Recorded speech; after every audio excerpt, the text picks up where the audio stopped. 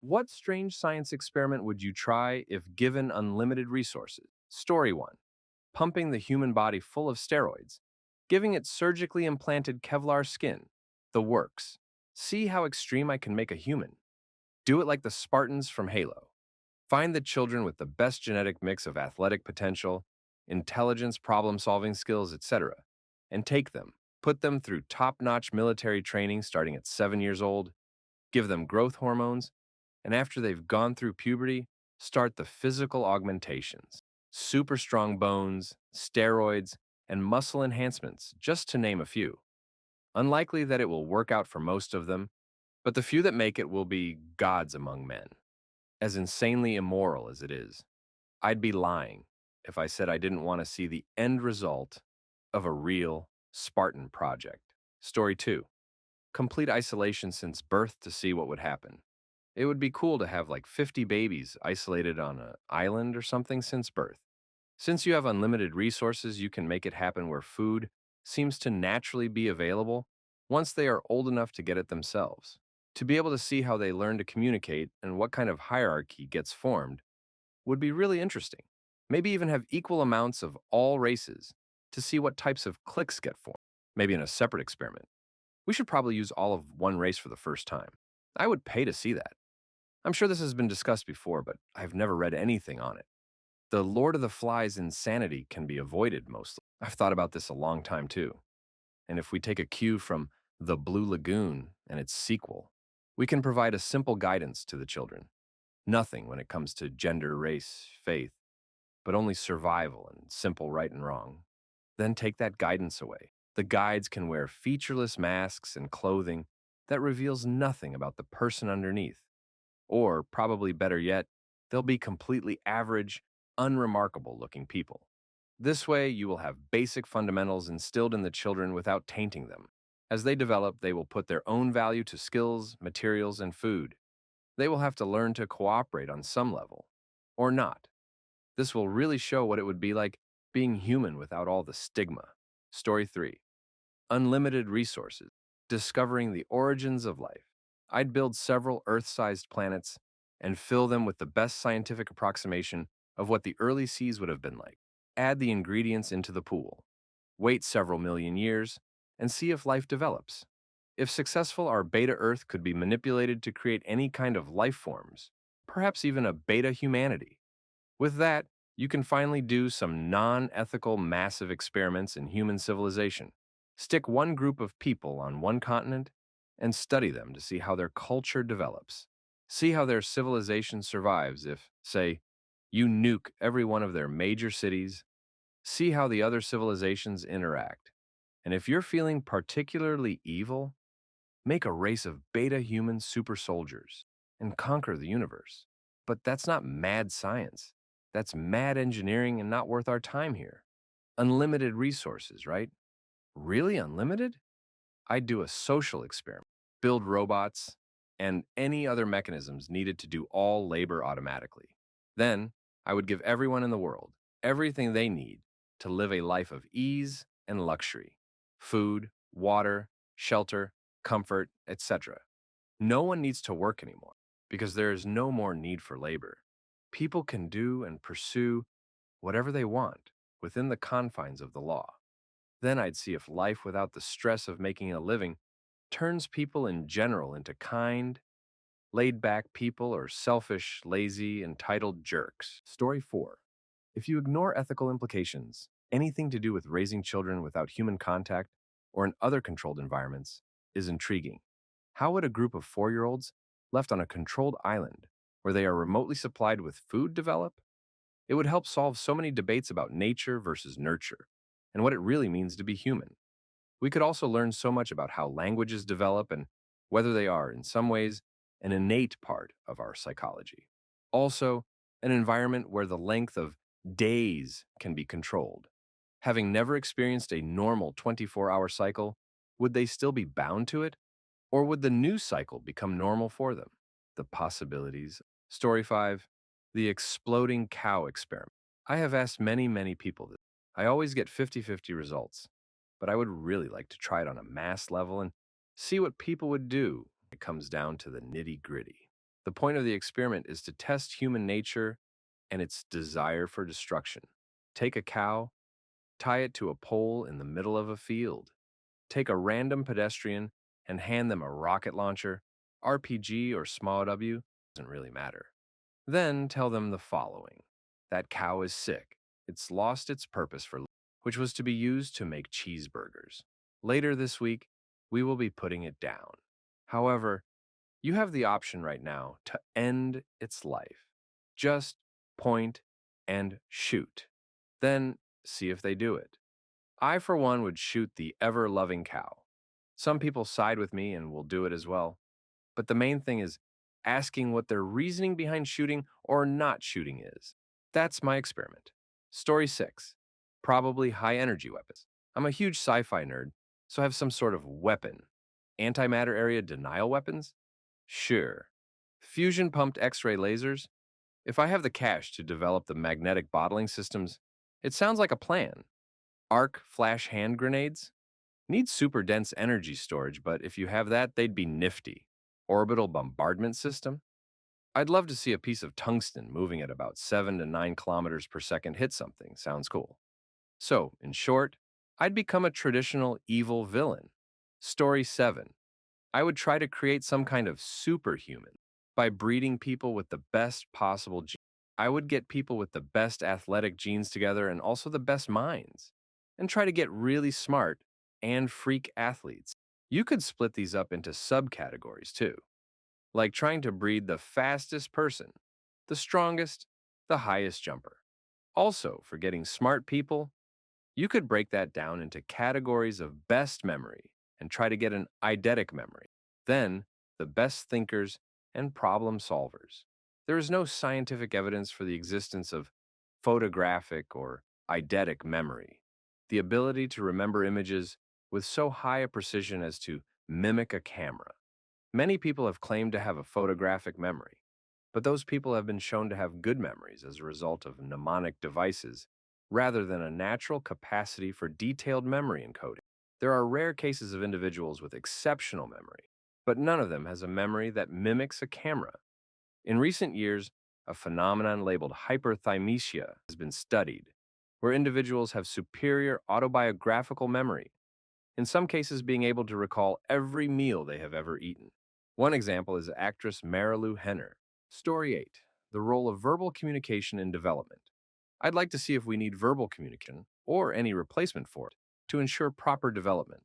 So basically, a child would be raised from birth to just take visual facial cues in regards to communication. Would they end up growing up like feral children raised in isolation from society? Or would they develop some fine-tuned skill whereby they don't even need communication? Story 9. I would designate 3 geographically separate areas, each equal in size, which would be fairly large, and roughly equal in resources. I would then populate each area with a small country's worth of people, one with hardcore communists, one with die-hard Democrats. Essentially, America today is what I mean. English is my second language, and the third area with libertarians. Then, I would run this experiment for about 100 years and see what happens. Which area has the least crime, the highest quality of life, the most technological progress? In short, which of the 3 ideologies are superior? There would, of course, be some finagling involved to isolate the 3 states so that the communists didn't hear about the libertarians, for example. But I'll assume that could be worked out. Ideally, the result would favor one of the 3 groups as the clearly superior group. And then we could all just do that. Yay! Story 10. It would start with being able to link cybernetic enhancements to the brain so that they become completely controlled with thought. This will help by replacing lost limbs in transition into enhancements that are tied directly to your brain. Imagine never having to go to school because you have an implant linked into your brain that feeds you any and all information you need. Then, the research would move on to saving everything in your brain electronically. This would be like making a backup of everything that you are mentally. The next step would be loading that copy into an artificial brain to the point that the artificial brain believes it is you. Give that brain an artificial body.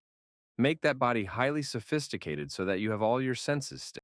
Our nervous system is electric signals that our brain interprets, and the artificial brain would do the same. The system would do periodic backups. So if there is a failure in the artificial body, you could be installed into a new one. People could live for much longer, possibly even forever. Disease would be a thing of the past.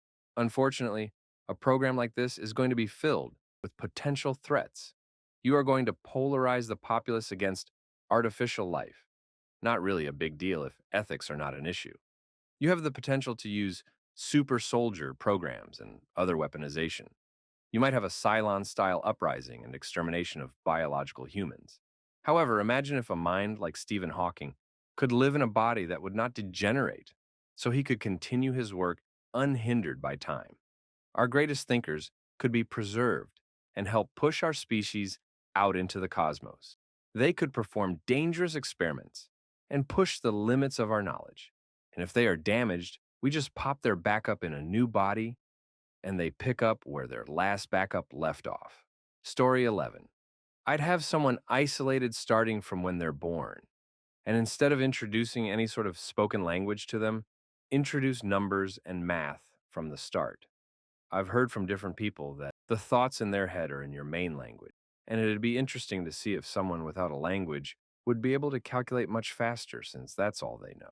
In the same way that programs in C and other languages have to compile to get down to the basics, I'd like to know if the test subject would think in the programming equivalent of machine language. Story 12. I've always wondered if this would actually work to change global politics attitudes for the better. Since ethics is off the table, given unlimited resources, I'd create a hit squad of ultra stealth assassins, specially trained in ways of killing people that don't look like murder. In parallel, build, buy, or steal a media empire. With all this in place, I'd just look around the world and make a list of all the jerks who are screwing it up for the rest of us. The dictator, the greedy craps who don't care if they strip mine the world, so long as they're getting rich off it. The out-and-out hypocrites in politics who will tell any lie they can get away with, so long as they and their cronies are the ones who benefit from their actual policies, etc. Then, one by one, start killing them off and report on it in my media empire in ways which suggest that these deaths are karmic justice, wrath of God stuff. Got a televangelist who preaches high and holy in order to suck donations from poor people who can't really afford it, but lives in a mega mansion and screwed imported underage Thai slave girls in private? Set him up with some kind of fatal combination of STDs and leak his medical records to the media. Let pundits go on my talk shows saying things like, well, too bad for the guy, but you gotta admit, he had it coming. Got a dictator who's killing his own people with nerve gas? Set him up with a cerebral hemorrhage that leaves him just this side of a vegetable so he can die a slow, suffering death. Bonus points to my operatives. If they can arrange for the hemorrhage to take place, while the guy's given a, hey, I'm not so bad, besides it's my country, so back off, speech to the UN, and let the he had it coming meme roll on and on. Would it work, do you think? Would the powerful evildoers around the world start to get the feeling that maybe what they're doing is not such a good idea? If so, and if they stop, great. If not, well, they'll come to the top of my list. And if nothing else, by culling the worst of the worst, on average, the quality of leadership that replaces them would have to be better. Story 13. Would totally go for data on the nature versus nurture argument, at least in some fields. Bunch of kids from different backgrounds, and then raise them to do certain things, like 500 for each group, that people normally consider others gifted in. That is music, sciences, sports, etc. Half of each group would be exposed to great training, literature, support, and etc. The other would just come from a family with a background in that field and have the resources available to them, but not actively presented to them. Something like that. This is written in 5 minutes, yeah. Moment between work stints, so I've not really thought properly about control groups, variables, and other science-like junk. Story 14. I would like to try and experiment another Redditor once posted to a similar treat. It would be very interesting to see what would happen if you'd take a large number of small children who are too young to have any memory of other humans and drop them on an isolated island. You'd have to make sure that they would somehow survive until they're old enough to survive on themselves. It would be very interesting to see how they would develop a culture and what that culture would look like, what ethics they would develop, whether or not they'd develop a religion and what it would be. Would they develop a language or resort to other methods of communication? As someone who is currently studying sociology, this would be very interesting. Regarding any ethical consideration, this would obviously never happen, though. Story 15. I'd create a mandatory IQ test for everyone in America to take, for all of whom that score 115 to 120 will be put in blue-collar jobs. Anyone below 115 will be eradicated. People 120 and higher will be placed in positions best suited for their current skill set. Marriage and procreation would not be based on emotion. It would be illegal to do so. Instead, you can only procreate with someone who has an IQ equivalent to your own, or within a 5-point differential. The experiment is to see, within 25 years, if America would be a better place. If things are looking better within that 25-year period, we continue the experiment for life. After I got tired of that experiment, I'd do the complete opposite experiment. Story 16. Development of enclosed societies with many different factors and control groups. Put a bunch of people in a room or a compound, at least, from birth, and give them only minimal human contact until the age at which they can feed themselves, at which point food and any other things necessary to survival will be provided in a way so as to ensure no outside contact. Groups will vary in size from 1 to 2 people to 100 and be monitored over several generations, and occasionally a group or an individual will be released and exposed to the outside world to study how they react.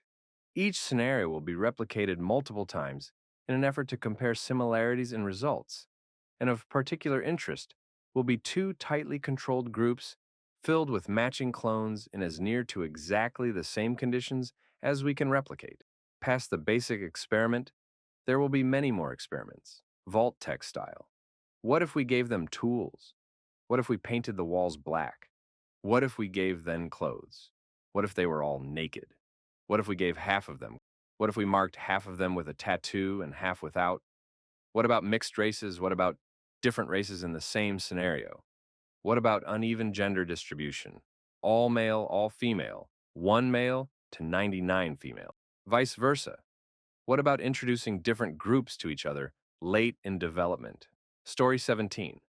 I would make plant people, as in, I would use radiation to genetically alter people's DNA so that their cells are able to support chloroplasts, and then inject them with living chloroplasts in mass quantities, hoping that I change the right gene so that the cells will take them in and use them.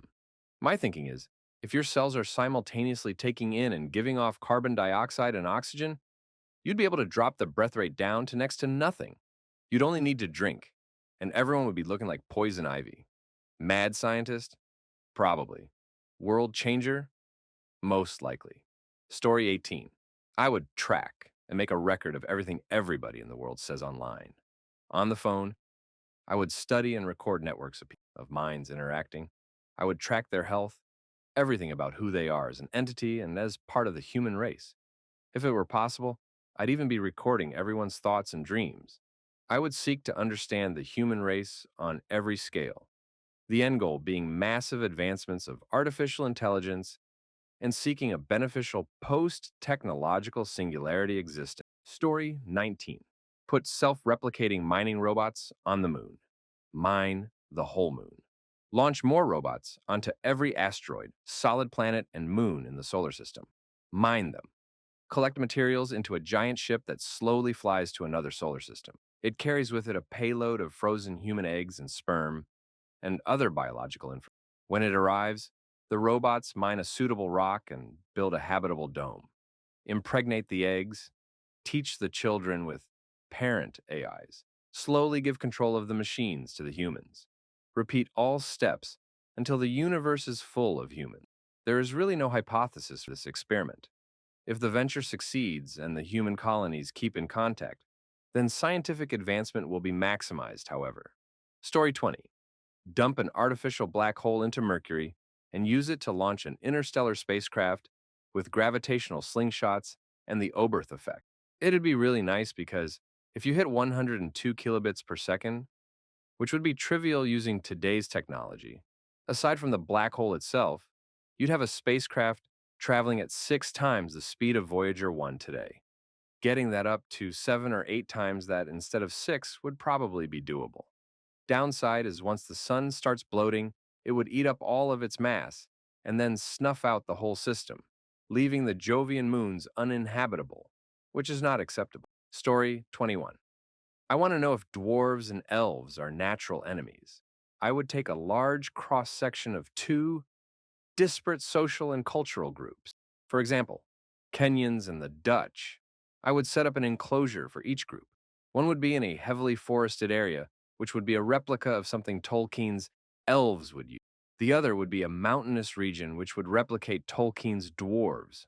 Subjects would be paired for mating, and a planned generation would occur, wherein a mass birth happens within 1 calendar year.